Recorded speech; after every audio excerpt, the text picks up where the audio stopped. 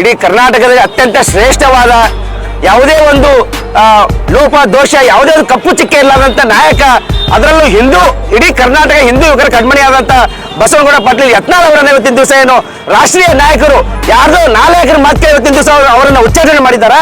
ಅದನ್ನು ವಿರೋಧಿಸಿ ಇವತ್ತು ಕಲಬುರಗಿಯಲ್ಲಿ ಹಿಂದೂ ಜಾಗೃತಿ ಸೇನೆ ಹಾಗೂ ಪ್ರಸಾದ್ ಅತ್ತಾವರವರ ಶ್ರೀರಾಮ್ ಸೇನೆ ಕರ್ನಾಟಕ ಜಿಲ್ಲಾಧ್ಯಕ್ಷರಾದ ಮಹೇಶ್ ಕಂಬಾವಿ ಇವರೆಲ್ಲರ ನೇತೃತ್ವದಲ್ಲಿ ಇವತ್ತಿನ ದಿವಸ ನಾವು ಏನು ಯತ್ನಾಳ್ ಅವರನ್ನ ಉಚ್ಚಾಟನೆ ಮಾಡೋದನ್ನು ವಿರೋಧಿಸ್ತಾ ಇದ್ದೀವಿ.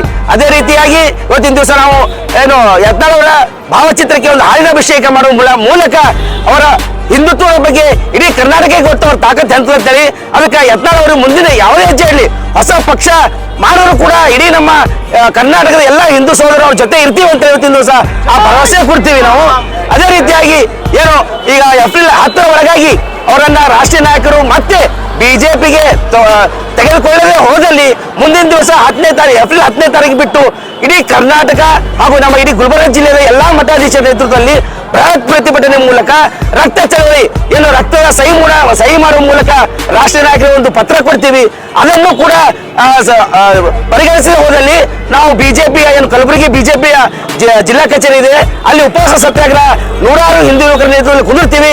ಮುಂದೆ ಅಲ್ಲಿ ಏನಾದ್ರು ಸಮಸ್ಯೆ ಆಗಿದ್ರೆ ಅದಕ್ಕೆ ಬಿಜೆಪಿ ನಾಯಕರು ನೇರ ಹೊಣೆ ಅಂತ ಎಚ್ಚರಿಕೆ ಕೊಡ್ತಾ ಇದ್ದೀವಿ. ಭಾರತ್ ಮಾತಾ ಕಿ ಜೈ.